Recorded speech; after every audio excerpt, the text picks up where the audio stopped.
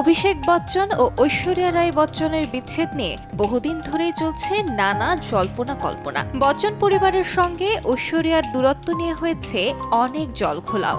এবার ঐশ্বরিয়ার শাশুড়ির একটি মন্তব্য নিয়ে ফের সামাজিক মাধ্যমে নেটিজেনদের মধ্যে আলোচনার ঝড় উঠেছে।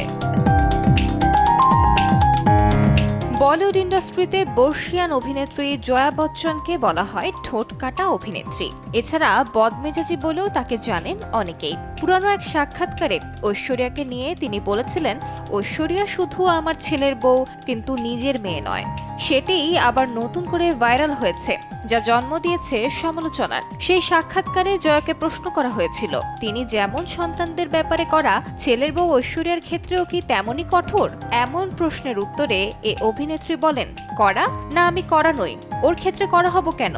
ও তো আমার বৌমা, নিজের মেয়ে নয়। আমি নিশ্চিত ওর মা ওকে এসব ভালোভাবেই শিখিয়েছেন।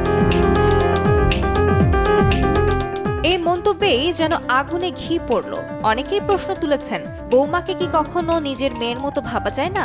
আবার নেটিজেনরা অনেকেই লিখেছেন, এত বছর একসঙ্গে থেকেও এই দূরত্ব খুবই হতাশাজনক। আলিশা ইসলাম, সময় সংবাদ।